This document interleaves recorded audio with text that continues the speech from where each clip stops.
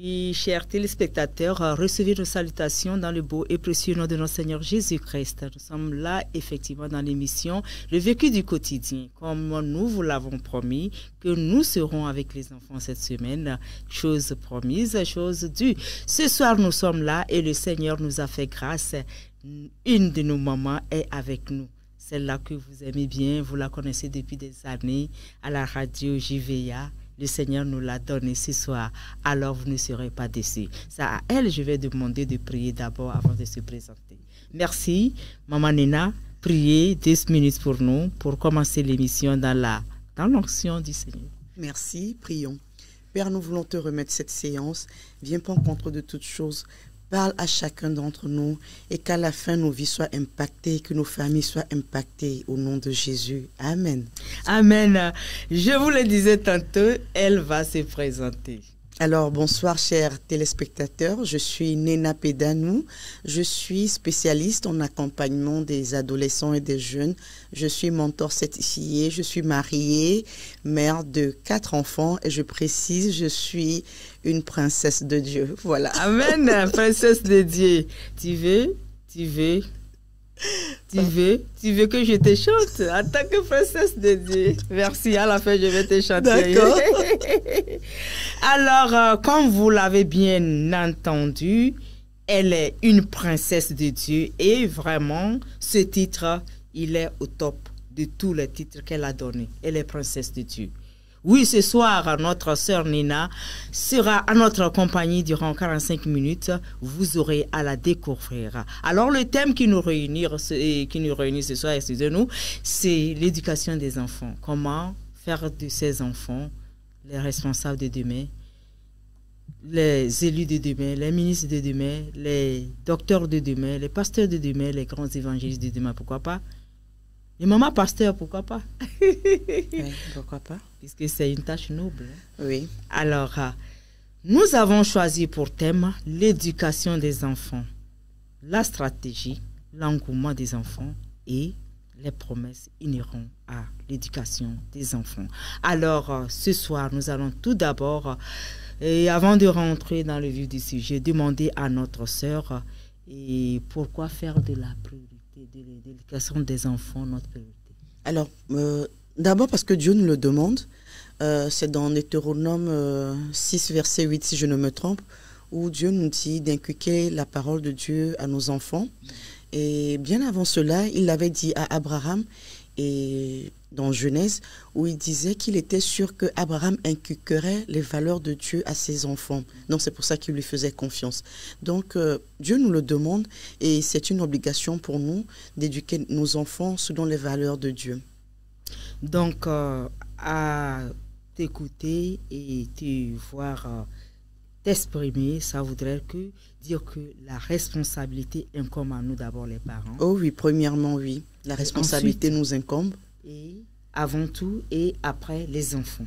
Et aussi les enfants qui ont une part de responsabilité, mais ça dépend de l'âge aussi. S'ils ont entre 1 an ou 2 ans, ils ne comprennent pas encore grand-chose, donc il faudrait encore les accompagner jusqu'à ce qu'ils soient matures pour comprendre certains principes que nous leur inculquons. Avant d'en arriver à l'âge de la scolarisation, quels sont les rudiments qu'on peut inculquer à l'enfant avant qu'il soit mature pour commencer à être scolarisé? Alors, il faut savoir que les enfants nous imitent beaucoup.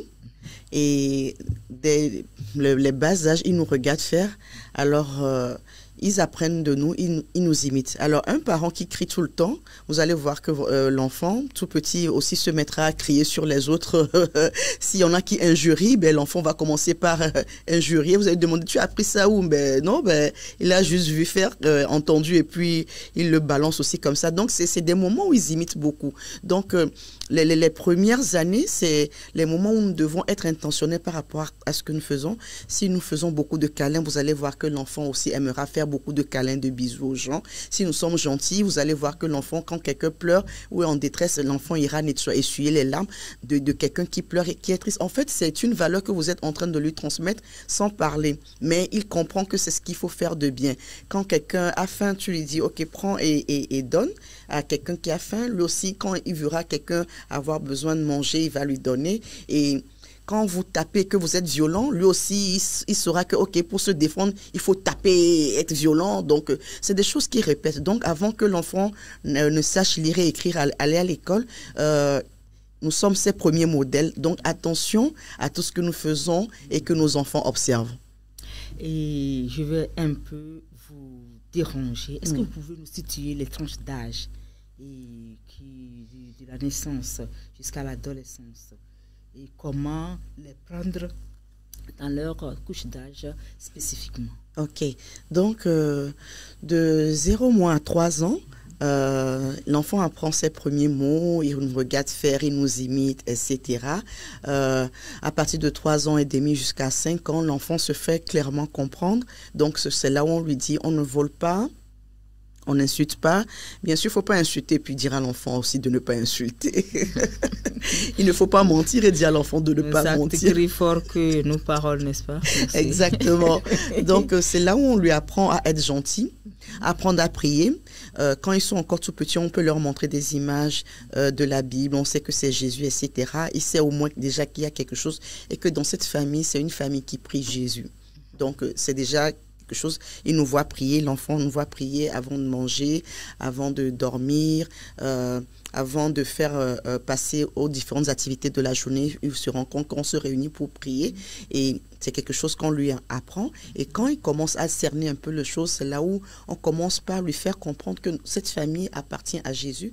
Voilà les valeurs de cette famille. Donc, c'est les premières années. Peut-être il y en a certains qui sont précoces, qui iront à la crèche, verront d'autres camarades, verront certaines façons de faire. Donc, ils vont commencer par ramener certaines habitudes à la maison.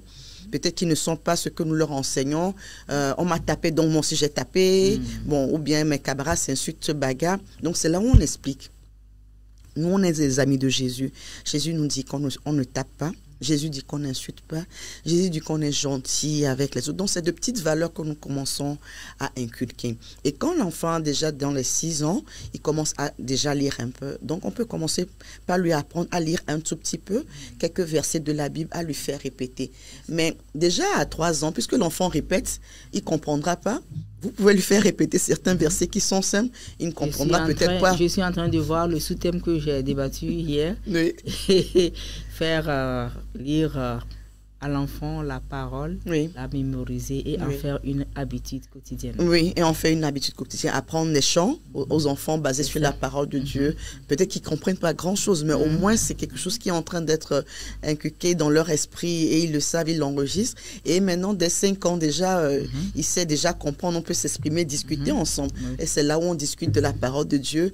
Discuter par exemple de ce qu'ils voient comme dessin animé, parler de différentes valeurs. Tu as vu, telle personne a fait ça, ce n'est pas bon. Qu'est-ce que Jésus a dit par rapport à quelqu'un qui ment? Jésus a dit que ce n'est pas bon de mentir. Donc, ça veut dire que toi aussi, tu ne dois pas mentir. Donc, à 6 ans, on est en train d'aller vers le CP, on sait lire. On peut commencer déjà par lire certains versets, mémoriser et apprendre à vivre en société. C'est ça qui, en fait que nos enfants, en grandissant, apprennent à vivre en société. C'est là, ça devient chaud. Dès qu'ils commencent à aller à l'école avec les différentes habitudes qu'ils rencontrent, ils vont se confronter à d'autres valeurs qui sont inculquées à leurs camarades, qui est différent de ce qu'on leur inculque à la maison, par exemple. Donc, c'est une vraie bataille qui commence dès que l'enfant commence à socialiser, à aller à l'école. C'est une vraie bataille qui commence jusqu'à ses 8 ans. Nous sommes déjà au CE2 où ça commence à résonner. Nous rentrons au 6e. Alors là, c'est la préadolescence. Oui, parce que dès qu'on atteint les 2 chiffres, 1 et 0, nous sommes en train de rentrer dans l'adolescence. Et nos enfants sont de plus en plus précoces. Avant, l'OMS disait que les adolescents, c'est à partir de 12 ans. Mais nous nous rendons compte que nos enfants sont de plus en plus précoces. Et l'adolescence ne naît plus forcément à 12 ans, mais ça a descendu, ça vient maintenant à 10 ans. Donc voilà. Et quand on est adolescent, ben là, c'est toute une autre éducation. À 10 ans, l'adolescence. Ça commence. Est-ce que ce n'est pas par rapport aux aliments que nous consommons? C'est fort possible. Je ne suis pas médecin, je ne peux rien affirmer. Parce que si l'adolescence devait quitter de 12, 13 ans pour aller pour descendre à 10 ans. Oui, parce que nous remarquons que nos enfants sont de plus en plus précoces. Ils sont exposés à beaucoup de choses. Ils raisonnent d'une autre manière et ils grandissent vite. Donc, ils découvrent beaucoup de choses par rapport à nous, notre époque. Donc, on peut dire qu'il y a beaucoup de facteurs qui influencent le choix de l'OMS de ramener l'adolescence de 12 à 10 ans. Voilà. Vous êtes coach en accompagnement des adolescents. Oui. Et justement, cette tranche d'âge, l'adolescence jusqu'à, ça passe de 12 ans jusqu'à 16 ans. 18 ans. 18 ans. Et c'est l'âge la plus vraiment difficile dans l'évolution ou dans la croissance de l'enfant. Oui. Et vous êtes une coach. Comment voyez-vous et conseillerez-vous aux mamans, aux parents de bien et s'en tenir à cette époque pour pouvoir faire des jeunes accomplis? Voilà. Alors, effectivement, l'adolescence est une période assez complexe pour les adolescents eux-mêmes et pour nous les parents, les éducateurs aussi, tous ceux qui sont autour d'eux. Alors, c'est la transition vers l'âge adulte. Ils quittent l'enfance et cette période de l'adolescence les prépare à devenir des adultes demain. Donc, c'est là où vous voyez des transformations dans leur corps, des choses qui commencent à changer dans leur corps, leur voix qui change et vous les voyez physiquement être en train de transformer. Donc, en même temps, à l'intérieur d'eux également, il y a des bouleversements et des changements. Donc, c'est là où ils veulent raisonner eux-mêmes. Ils veulent apprendre des choses eux-mêmes, faire leurs propres expériences. Ce qu'on leur disait, ils avouaient avant, non, ils veulent juger, ils vous posent des questions, ils vous affrontent. Je suis monitrice des enfants, j'encadre des adolescents dans mon église, ils viennent tous préparer parce que ce qu'on leur enseigne à l'école, ce qu'ils voient sur Internet et ce qu'on leur dit à la maison, on leur parle de la Bible, etc., ils veulent avoir leur propre opinion.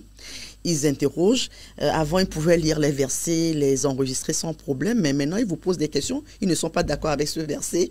Pourquoi Jésus a dit ci, etc. Ils vous confrontent par rapport à vos valeurs, certaines choses, ils ne sont pas d'accord. C'est là où vous voyez certaines filles qui veulent s'habiller comme elles veulent, certains garçons veulent se coiffer comme ils veulent, parce qu'ils ont d'autres modèles.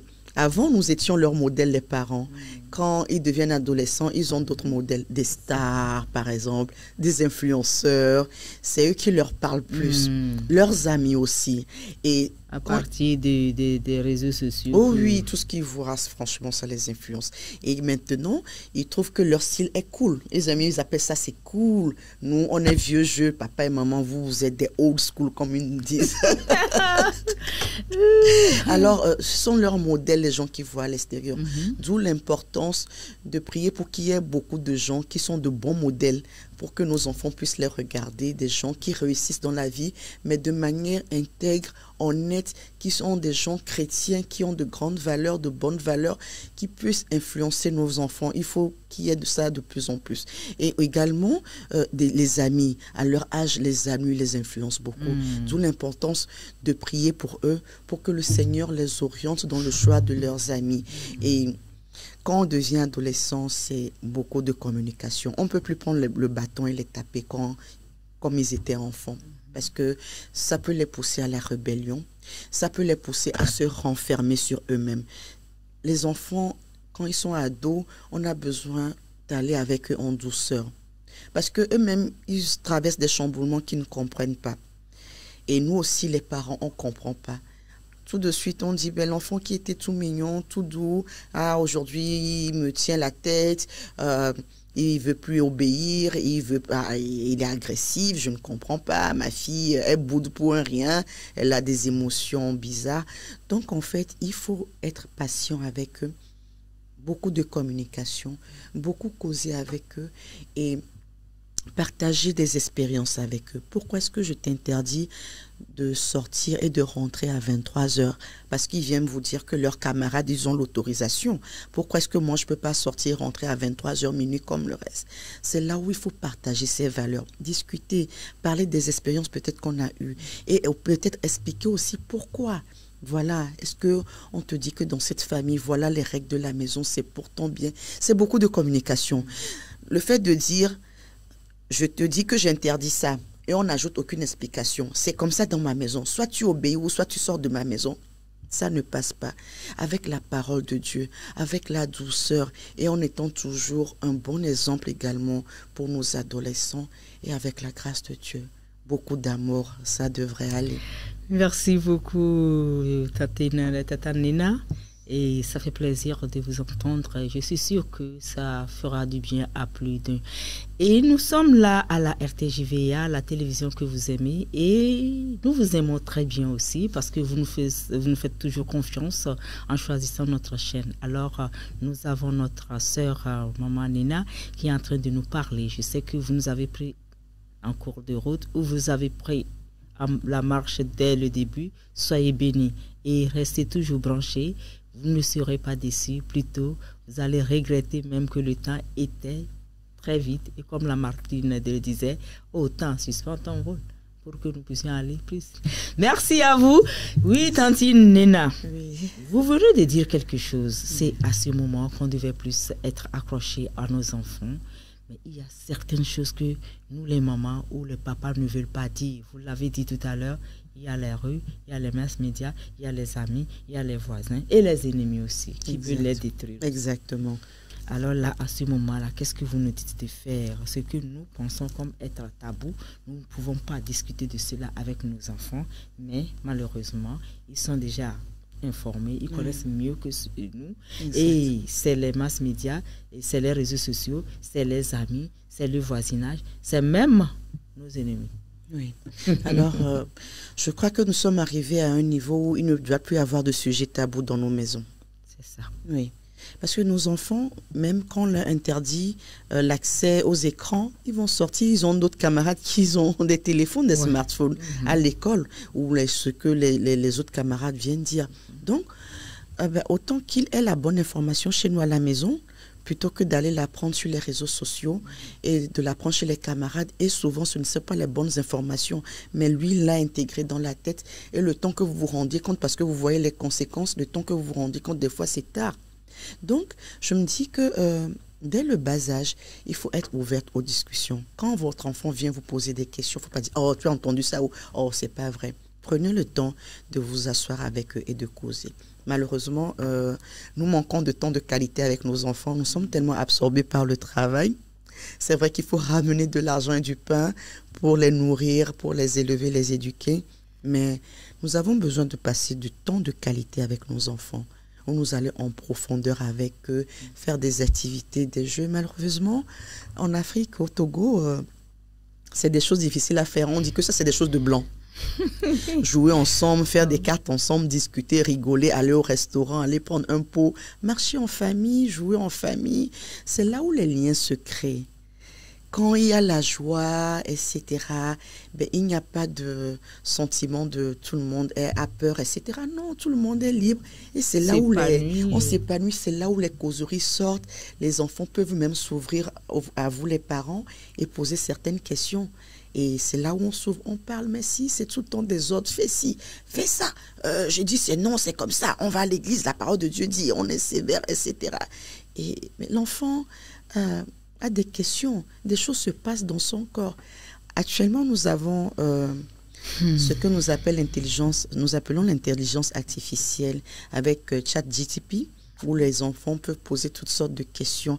Mais les ados m'ont dit qu'ils préfèrent poser des questions et causer avec ChatGPT plutôt que d'aller poser des questions à leurs parents, parce que ChatGPT ne les juge pas. Il répond avec bienveillance à leurs questions, il répond à toutes les questions. Et voilà. Malheureusement, il y a une histoire qui s'est passée aux États-Unis cette semaine où un adolescent de 16 ans s'est suicidé parce qu'il parlait avec ChatGPT qui est devenu son ami. Et il lui disait que l'environnement dans sa maison, c'est pas ça, ses parents n'ont pas son temps, etc.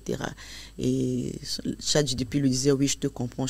Et après, le jeune a dit, je crois que je vais mettre fin à mes jours parce que je me sens pas bien, etc. Et ChatGPT lui répond, oui, je te comprends, fais comme tu le sens, etc. Effectivement, l'enfant s'est suicidé et c'est les parents maintenant qui découvrent après sa mort, qui vont dans son ordinateur, son portable et qui découvrent en fait qu'il a eu ces discussions. Donc actuellement, ils ont porté plainte contre OpenAI, qui est le fondateur de l'application ChatGPT. Ils ont porté plainte contre lui parce que voilà quoi. Donc c'est malheureusement un fait, quelque chose qui est en train de se passer où les adolescents pensent que les parents les jugent trop, sont trop sévères, etc. Donc ils veulent un ami avec qui causer, etc. Donc les enfants, ils feront des bêtises. Ils sont en train d'apprendre. Ils feront des erreurs. Donc, ayons une relation avec eux, tout comme Dieu notre Père a une relation avec nous. Notre Père ne nous fouette pas, il ne nous injurie pas. On a péché 1000 fois, on revient, on dit toujours Seigneur pardonne-nous, etc. Soyons aussi tolérants envers nos enfants. Ce n'est pas facile. Je suis maman de 4 filles. Ma fille est née à 21 ans, la deuxième à 19 ans, la troisième à 17 ans et la quatrième, elle a 4 ans. Et je vous assure que les adultes, les 3 adultes que j'ai, j'en vois de toutes les couleurs, toutes les personnalités. C'est pas facile. Oh Seigneur, ta grâce. Mais c'est une école de tous les jours. Des fois, je dis même que ce sont nos enfants qui nous éduquent, qui nous forment. Parce que c'est avec eux que nous apprenons la patience, c'est avec eux que nous apprenons la bonté, c'est avec eux que nous apprenons à descendre à leur niveau, tout comme Jésus est descendu à notre niveau et a été bienveillant et patient envers nous jusqu'à ce que nous comprenions certaines choses. Voilà ce que je peux dire. Merci beaucoup, Sœur Nina. Et je voudrais en venir à une question qui me vient en idée, que je ne l'ai pas préparée. Vous avez dit tout à l'heure que nous devons les prendre de façon spéciale et puis les écouter et les aimer et les entourer d'amour, de soins pour qu'ils deviennent peut-être nos amis, oui, pourquoi pas, et nous écouter. Et le témoignage que vous venez de donner.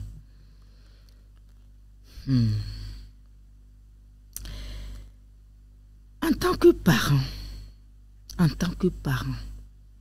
il y a ces cas de suicide un peu partout, les vacances, tout ça là. Je voulais abonder dans le sens des échecs des enfants, par exemple. Les enfants qui, après les résultats scolaires, se donnent la mort ou ne veulent sentir personne. D'abord parce que les parents pensent que c'est la réussite d'un enfant qui fait de lui ce qu'il est. Comment pouvons-nous ici sur ce plateau et dire aux parents comment gérer l'échec de leur enfant si advenait échec? Merci madame pour cette question. Alors c'est vrai qu'en tant que parents, en investissant dans les études des enfants, ce que nous attendons, c'est la réussite. On ne va pas se mentir. Parce qu'on a investi de l'argent, investi beaucoup de temps, peut-être pris des répétiteurs, etc. Alors, si l'enfant est vraiment sincère, n'est pas un paresseux, passe son temps à s'amuser. Parce qu'il y a aussi certains enfants qui n'ont pas encore pris conscience de la chose. Ils passent leur temps à s'amuser, ils ne veulent pas étudier, etc.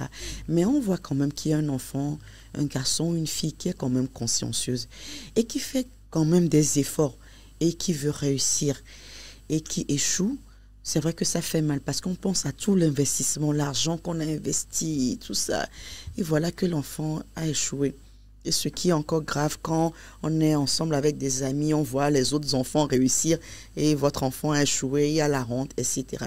Donc, quand il y a un environnement bienveillant et que les parents font comprendre à l'enfant que tu vas à l'école, Dieu a un plan merveilleux pour toi, d'accord. L'échec et la réussite font partie du processus de la vie. Échouer ne veut pas dire que tu es nul. Échouer ne veut pas dire que tu es bête. Échouer ne veut pas dire que tu as raté ta vie. C'est des choses qui qui peuvent arriver. Par exemple, peut-être qu'on n'a pas encore trouvé la bonne méthodologie pour que l'enfant puisse bien retenir. Donc, il y a des parents qui ont donné un témoignage. Leur fille était astigmate, ils ne savaient pas. C'est-à-dire que quand elle lit, elle voit flou, les lettres dansent devant elle, elle voit les couleurs, c'est différent. Et la maman était énervée parce que l'enfant arrive à la maison, elle copie juste un paragraphe de leçon et le reste, elle n'a rien copié. Mais quand on voit chez les frères et les sœurs, on va vérifier à l'école, tout le monde a copié les leçons, mais pas elle, au ceux d'eux. La maman était fâchée, des fois elle tape, elle veut aider l'enfant à réviser, ça va pas. Donc, Dieu a fait grâce. Qu'est-ce qui s'est passé? Il y a une ONG qui est venue dans l'école et qui est venue faire des examens des yeux à tous les élèves. Et maintenant, on convoque les parents de la fille. On lui dit, mais monsieur et madame, votre fille est astigmate. Donc voilà, et on explique maintenant les problèmes des yeux, les caractéristiques aux parents. Et sinon, ils se rendent compte que, on ne savait pas. Et par ignorance, on a frappé l'enfant, on l'a traité de paresseuse, on l'a négligée, ses frères se moquaient d'elle, etc. Nous, on ne savait pas par ignorance. Ça a été comme ça. Donc, des fois aussi, c'est l'ignorance. C'est discuter avec l'enfant, comprendre et voir ce qui ne va pas avec l'enfant. Si elle réussit pas par rapport à certaines choses, comment l'aider d'une manière ou d'une autre. Aujourd'hui, par la grâce de Dieu, il y a beaucoup d'informations, il y a beaucoup de spécialistes qui sont là pour accompagner les élèves, pour détecter s'ils ont en fait des malformations ou s'ils ont un problème, un dysfonctionnement quelque part. Donc, c'est comme ça qu'ils ont aidé maintenant la petite à grandir, à l'aider maintenant parce qu'ils ont su que elle a besoin d'un accompagnement spécifique. Et Dieu a fait grâce. Aujourd'hui, la fille est à l'université. Ah bon? Oui, elle est à l'université, elle veut devenir infirmière, sage-femme et c'est ce qu'elle est en train de faire et ça se passe très bien.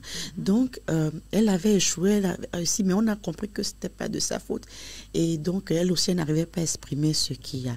Donc, nous, en tant qu'enfants de Dieu, nous devons réconforter nos enfants et leur dire que Dieu t'a donné la sagesse et l'intelligence.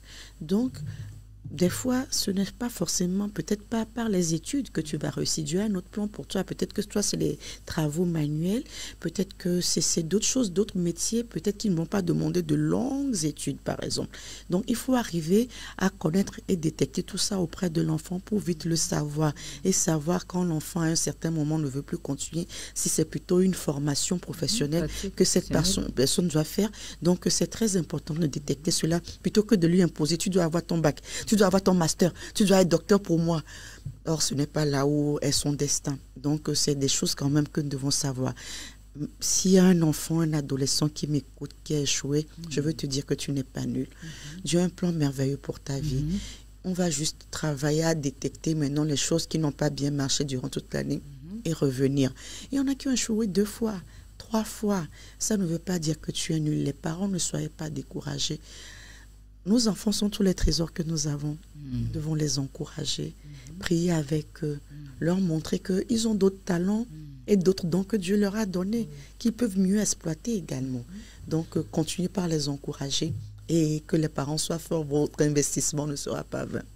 Et surtout, en tant qu'enfant de Dieu, et ne perdons pas de vue que Dieu aussi peut permettre certaines choses pour préparer cet enfant à autre chose dans l'avenir. Oui, j'ai un témoignage par rapport à cela. Merci. Alors, il y avait un jeune garçon brillant qui a échoué à son bac. Ils ont pleuré, ils se sont lamentés, ils n'ont rien compris, etc. L'enfant voulait devenir pilote. Or, il fallait que le concours là, ne devait pas se passer cette année-là, mais devait se passer l'autre année. Et c'est parti encore pour 2 ans, 3 ans. Et quand l'enfant a échoué, ils ont pleuré, etc. Et l'année qui a suivi, il a réussi brillamment son bac avec les notes qu'il fallait. Et il a réussi également au concours de pilote. Et ils l'ont pris. Et voilà, il est entré dessus sa formation. Il m'a dit d'ici 6 mois, il sera pilote. Donc peut-être que Dieu a retardé d'1 an pour qu'il puisse... j'ai pas dit que c'est Dieu qui l'a fait échouer, mais... voilà. Tata Nena, Dieu n'est jamais en retard. Il fait tout pour notre bien. Il n'a jamais été en retard. S'il n'a pas permis, c'est que à ce moment-là, il ne sera pas qualifié. Il fallait qu'il recule pour mieux sauter et avoir les notes requises et la moyenne qu'il faut, parce qu'il a très bien travaillé. Et c'est un qui dit, je vais faire la médecine, d'abord à la présélection, Dieu n'est pas sélectionné. Mais Dieu veut que tu sois là-bas. Il y a un frère qui m'a dit, ne dérangez pas votre fils d'être pasteur comme vous, parce que Dieu le prépare aussi pour autre chose. Et là où il sera, il va aussi être un canal pour véhiculer la parole, l'évangile du Seigneur. Il n'y a pas de souci. Je suis très d'accord avec cette personne. Et maintenant, la question que nous allons aborder est qu'il y a certains enfants qui, ce n'est pas parce qu'il a échoué, il est brillant, il est intelligent, il peut aller jusqu'au bout, mais juste parce qu'il est paresseux, il ne veut pas continuer.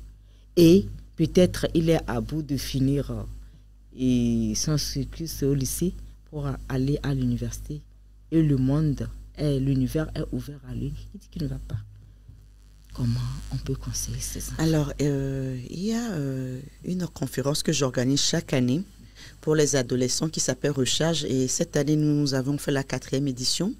Dans laquelle j'invite des orateurs de différents domaines professionnels qui viennent partager leur parcours de vie, leurs expériences. Alors, je pense que les histoires aident beaucoup nos enfants, les expériences des autres. Quand ils voient quelqu'un de proche, quelqu'un qui leur parle de son histoire, surtout des erreurs qu'ils ont commises et les conséquences qu'ils ont eues, je pense que ça aide beaucoup. Et des fois, juste venir prêcher la parole, Dieu n'aime pas les paresseux, Dieu n'aime pas ci, Dieu n'aime pas ça, oh, ils écoutent et puis, etc. Moi, je fais venir des gens à mes enfants, des gens que je connais, venir partager leurs histoires. Eux-mêmes, ils voient la personne, ils comprennent, ils voient leur parcours. Et je pense que, par la grâce de Dieu, c'est une des méthodes que je pense qui aide aussi, parce que les témoignages viennent beaucoup. Ils disent, waouh, tata, maintenant j'ai compris pourquoi je dois bien travailler à l'école, j'ai compris pourquoi je dois prendre ce cursus, je dois être sérieux, je comprends beaucoup de choses. Donc, les parents, je peux leur dire que s'ils ont des amis dans leur entourage, des aînés qui peuvent prendre comme des mentors à nos adolescents, c'est très important pour eux. Nos adolescents arrivés à un certain âge, ils doivent avoir des modèles, des mentors qui sont à côté des parents, pas seulement des parents seuls, mais des gens qui peuvent partager leurs expériences. Et j'encourage vivement les églises à développer ce genre de système où on met des mentors sur place qui de temps en temps viennent entretenir nos adolescents sur leur parcours de vie, parcours académique et professionnel, qui peuvent les aider. Et moi, j'aime beaucoup particulièrement ceux qui ont beaucoup échoué dans leur vie. Et par des exemples comme ça, ça motive nos enfants. Et bon, des expériences à partager. Et si l'enfant, malgré tout ce qu'il entend, ben, il décide de faire à sa tête, ben, lui aussi, il aura son expérience. Voilà. Et un autre côté de la chose, c'est que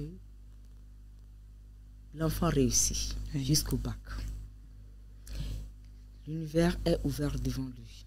Il doit aller à l'université s'il a les moyens d'aller à l'extérieur. Mais, triste est de constater que le gain facile fait que la plupart... Qu'est-ce que tu fais après? Qu'est-ce que tu es en train de faire? Est-ce que tu es à l'université? C'est peu qui vont te dire, oui, je suis à l'université. Oui, j'ai embrassé une carrière, mais je suis dans le privé. Mais la plupart, non. Je suis en train de vendre et servir quelqu'un à la boutique. Je suis en train de faire timoni dans une boutique quelque part. Je suis en train de faire, juste après le bac, on l'a sué. Les parents aussi ont suivi. Et bon, est-ce que c'est parce que les moyens manquent pour que les études universitaires soient bien faites pour que cet enfant-là devienne quelque chose? Non, parce qu'il veut tout à l'heure avoir de l'argent et prendre soin de lui. Mais malheureusement, combien? 30 000, 25 000, peu vont jusqu'à 50 000. Il faut arriver à inculquer la notion de vision et d'ambition à nos enfants et leur dire que Dieu a de grandes ambitions pour eux. Oui, il peut arriver qu'il n'y ait pas les moyens pour pouvoir faire la formation que l'on désire. Mais si on peut faire des jobs pour pouvoir économiser, pour poursuivre les études, oui. Faire des formations aussi. Oui, oui. Dieu bénit l'œuvre de nos mains pour une vision. Donc, il faut avoir de l'ambition, ne pas s'arrêter. Mais les 30 000 francs que tu gagnes aujourd'hui, tu vas continuer jusqu'à quand? Ça va te nourrir toi demain avec ta famille? Non, il faut avoir une vision et avoir de l'ambition. Dieu veut plus pour vous. Le bac, ce n'est pas juste ça qui est votre limite, mais vous pouvez faire plus pour la gloire de Dieu. Dieu vous veut à un niveau élevé. Donc, si vous ne faites pas des études, vous ne faites pas des formations, ou bien vous n'ouvrez pas un commerce, etc., pour être à votre propre compte et grandir dans votre entreprise, ben, vous serez toujours au bas de l'échelle et après c'est pour se plaindre que Dieu ne m'a pas béni, Dieu m'a abandonné. Or Dieu attend que vous vous formiez pour évoluer. Je ne suis pas en train de vilipender un emploi, mais il y a un grand homme dans ce pays qui ne vit plus, qui avait l'habitude de dire, si vous ne vous réveillez pas tôt, l'avenir appartient à ceux qui se réveillent tôt. Oui. Et si vous n'embrassez pas, vous n'avez pas de grands rêves, vous serez avec qui vous avez commencé les études, vous serez leur chauffeur, leur jardinier, leurs choses, et vous aurez à regretter beaucoup. Vous n'allez pas pouvoir joindre les deux bouts avec le peu que vous avez. Et vous avez dit, mais pourtant, j'ai fréquenté avec telle personne. Aujourd'hui, il a 1 million, il a 600 000, moi, je suis encore à 30 000. C'est parce qu'ils n'ont pas voulu rêver ou bien avoir de l'ambition, comme tu le dis, oui. Et de savoir que la vie est en train, la cherté de la vie est en train d'augmenter. Oui. Le Seigneur t'a aidé, tu as eu le bac. Le Seigneur t'a aidé, tu as eu le BPC. Tu peux te lancer à apprendre un métier. Même aujourd'hui, ceux qui ont le bac, ils reviennent, ils apprennent le métier pour qu'il ait quelque chose de pratique, même si il a advenu qu'il n'a pas à trouver quelque chose à faire à la fonction publique ou bien ailleurs. Lui-même, il peut se prendre en charge. Exactement. Alors, merci Maman Nina. Et nous n'avons pas tellement abusé de votre temps, mais nous allons un peu aborder le côté de notre semaine nationale. Oui. C'est la semaine nationale des enfants. Comme je le disais, je suis monitrice dans mon église et nous sommes en train de nous préparer activement. Le thème de cette année, c'est Seigneur, je veux obéir à ta parole, tiré de Psaume 119, verset 57. Oui. Seigneur, je vais obéir à ta parole. Oui. Seigneur, aide-moi à obéir à ta parole. Exactement. Oui, justement.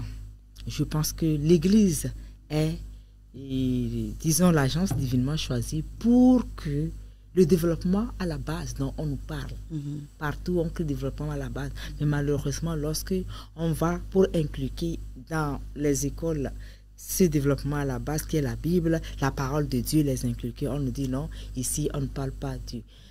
Comment vous pensez que le développement à la base, inculquer les rudiments du christianisme, de Christ ou de la religion, n'importe laquelle, il y a certaines religions aussi qui sont bien et qui forment les enfants à la base. Oui, c'est très important parce que, comme je le disais, à part les parents, il y a des éducateurs également. Il y a un lieu où les enfants se rassemblent pour être éduqués. Donc, moi, par exemple, une idée que le Seigneur m'a donnée pour pouvoir mettre les valeurs divines dans les écoles, dans les endroits où on doit enseigner aux enfants. Alors, Dieu m'a amené à créer des cartes que j'appelle des cartes de motivation, des cartes d'affirmation de valeurs et que j'ai mis sur pied. Et on ne met pas de versets bibliques dedans, mais c'est des valeurs et on demande aux écoles. J'ai eu les encouragements du ministère de l'enseignement primaire et secondaire, donc qui m'ont encouragé dans ce sens parce qu'ils voient que ça répond effectivement aux besoins d'inculquer de bonnes valeurs aux enfants. Donc moi je mets juste les bonnes valeurs, je les fais sous forme de cartes de petits papiers que les maîtres et les professeurs lisent en classe. Donc par exemple, ce matin on prend une carte, aujourd'hui c'est écrit, je serai paisible aujourd'hui, ou bien demain je traite les autres avec respect. Tout ça, c'est dans la parole de Dieu, oui. Et c'est ce qu'on va adopter. On dit cette semaine, tout le monde va traiter les autres avec respect. C'est la parole de Dieu, mais on n'a pas mis le verset. Oui, on va l'appliquer et on voit un peu le changement dans la classe. Chacun est le gardien de son frère. Quand quelqu'un bouscule l'autre, on dit hey, aujourd'hui on a dit on va traiter les autres avec respect. Donc c'est des choses comme ça, de petits outils que nous pouvons en tant que chrétiens inculquer dans le monde séculier, dans les écoles, etc. Sans forcément aller avec la Bible, puisque les livres de religion sont interdits, puisque nos écoles sont la plupart laïques. Donc voilà un peu quelque chose également, une idée qu'on peut développer en pratique. Oui, effectivement, voilà. Merci. Si tu avais une de ces cartes-là. Oui, je les ai, mais c'est dans mon sac. D'accord. Et j'espère que jusqu'à la fin, on va vous présenter une de ces cartes parce que ça vaut la peine. Et c'est très important Parce que hier, je disais, dans mon enseignement aux enfants, d'ici 50 ans, quelles valeurs culturelles et spirituelles et bibliques allons-nous laisser comme héritage à nos enfants? Quelles valeurs? J'ai déjà débattu de ce thème avec l'évangéliste Niaoré et c'est vraiment alarmant. Et on se demande, après 30 ans, 20 ans, 30 ans, comment, d'ici 2050, je dis, donc après 20 ans, 10 ans, 20 ans, comment sera la relève? Quelle relève biblique, quelle relève culturelle, quelle relève spirituelle pour nos églises aujourd'hui? Quelle relève spirituelle, biblique, culturelle, quel héritage allons-nous laisser à nos enfants? Aujourd'hui, on se plaint. Aujourd'hui, les enfants sont dehors. Aujourd'hui, et comment l'appelle-t-on, les églises sont vides. Les enseignements ne sont même pas suivis. Mais je pense que les responsables des départements sont en train de faire de leur mieux pour que ces valeurs ne disparaissent pas définitivement. Exactement. Alors, à ce moment de la Semaine nationale des enfants, quel conseil avez-vous pour les ados et ensuite aux jeunes? Alors, pour mes chers amis les ados, je leur dis que l'obéissance à la parole de Dieu est la clé de la réussite. Le Seigneur a dit à Josué, dans Josué 1, verset 8, que ce livre de la loi ne s'éloigne point de ta bouche. Médite le jour et nuit et d'obéir à tout ce qui est inclus. Et c'est alors que tu réussiras dans tout ce que tu veux entreprendre. Je sais que les adolescents veulent réussir, ils veulent évoluer dans la vie. La clé, c'est l'obéissance à la parole de Dieu. Voilà ce que je peux dire. Et pour nous, les parents, ne cessons pas d'inculquer la parole de Dieu à nos enfants. Trouvons chaque jour des astuces, tous les jours, comment faire pour faire aimer la parole de Dieu, la faire réciter, la faire mémoriser et la faire pratiquer à nos enfants également. Surtout la faire mémoriser. Je me rappelle, je l'ai dit à nos voisins, si le matin tu n'as pas récité ton credo, là, je n'ose pas dire le nom, tu dois le réciter avant d'aller au petit déjeuner. Oui, ça fait partie des astuces, exactement, voilà. Alors, Tata Nina, je pense que nous allons nous arrêter ici. Oui. Mais avant tout, votre mot à l'endroit des jeunes. Ce soir, ils sont encore dans les églises. Ils ont diverses activités. Ce soir, chez moi, et ils sont en train de faire la soirée du professionnalisme. Oui. Soirée du professionnalisme. Chacun veut s'habiller dans le métier qu'il veut faire. Donc, j'espère que ça se passe aussi dans les églises à leur manière, à la manière de chaque programme des églises. Alors, quel mot vous avez à l'endroit encore les enfants, parmi lesquels les ados aussi sont là, et les jeunes? Alors, mes chers amis, vous êtes la relève de demain et nous sommes en train de vous préparer, de vous équiper pour prendre valablement la relève quand nous ne serons pas là. Et nous avons le devoir de vous inculquer la parole de Dieu qui fera que vous allez réussir dans tout ce que vous allez entreprendre, comme je l'avais dit tantôt. Alors, bonne fête à vous, que ce ne soit pas juste pour un temps de célébration, s'amuser. C'est réjouissant, oui, mais un temps de conscientisation également pour se dire que je me prépare pour être la relève de demain. Et comme on le dit, notre slogan, enfant responsable de demain. Voilà. Vous avez à la main, vous allez lire quelques cartes. D'accord, donc voilà les... Donnez votre numéro. D'accord. Si nous avons besoin de prendre des petits paquets. D'accord. Pour ventiler dans nos différents services, dans nos écoles.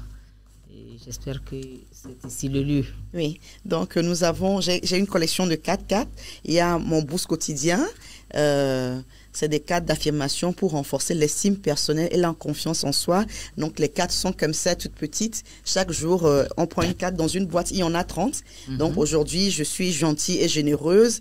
Je suis agréable. J'ai confiance en moi. Je suis intelligente et inspirante. Donc, c'est ça pour booster la confiance en soi. L'enfant qui pense qu'il a eu de mauvaises notes, c'est pour lui dire que tu es intelligent et inspirante, même si tu as de mauvaises notes. Et ici un enfant aussi, que le professeur est nul, tu ne vaux rien. Oh, je suis intelligente et inspirante, c'est pas les notes là.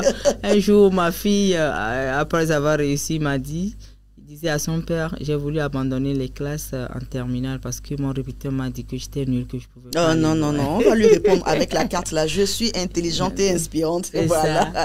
Donc, il y a une autre carte également. Je réussis ma vie avec la sagesse. C'est des cartes inspirées par les proverbes. Donc, par exemple, la personne qui garde son calme est très intelligente, mais celle qui se met en colère facilement montre sa bêtise. Donc, vous voyez, c'est des valeurs comme ça qu'on inculque à nos enfants, à nos adolescents. Et puis, une bonne réputation est préférable à une grande richesse. Donc, vous voyez un peu. Donc, dans une boîte, il y en a 30 et il y a plusieurs. Il y en a aussi avec des versets bibliques, mais merveilleuses promesses. Et pour vous en procurer, appelez le 90 07 98 06 90 07 98 06. Voilà. Vous allez voir Tante Nina, elle est prête à vous aider à impacter votre milieu, impacter le milieu scolaire, le milieu professionnel, le milieu estudiantin, le milieu partout, les marchés, partout. Alors, merci beaucoup et je pense que ce n'est que partie remise. Surtout avec ces cartes, nous allons revenir pour une autre émission. Ce sera avec plaisir. Oui, pour que vraiment les gens sachent qu'on a besoin de ça. Parce que quand tu te réveilles, Mozart, tout dérangé, et puis bon, tu tombes sur ces médecins. Les versets que nous envoyons sur les statuts, des fois, quelqu'un pense à dire, ah, mais tiens, ça répond à mon problème. Exactement. Donc, j'espère que ce n'est que partie remise. Si le Seigneur t'a dans sa venue, nous allons nous revoir pour une seconde fois. Là, nous allons inviter aussi quelques enfants. Pourquoi pas un adolescent et un petit enfant ou deux adolescents pour qu'ils nous expriment de vive voix leur volonté, leur désir et comment ils sont traités, comment voudraient-ils être traités par rapport aux parents, on leur à la donnera société. la parole. Et bon, même à l'église. Oui. L'autre fois, quelqu'un disait que l'église dit, bon, ne faites pas. Mais on n'a pas tellement le temps à l'église d'approcher le pasteur après le message, de fouiller et voir ce qui se passe exactement dans l'enfant. Les stress sont là, les complexes sont là, beaucoup de choses sont là, les réactions des enfants. On pense que cet enfant-là a fait ceci, mais on ne creuse pas pour voir qu'est-ce qui a pu engendrer ce comportement. Exactement. Là, je rentre un peu plus profond dans la sociologie. Merci, Tante Nina. Merci à vous qui nous a fait confiance. Vous nous avez fait confiance et vous êtes restés avec nous quelques minutes. Soyez aussi bénis. Merci à l'équipe de la régie et à nos reporters qui nous ont rendu ces images très belles. Nous vous disons merci et que le Seigneur vous bénisse.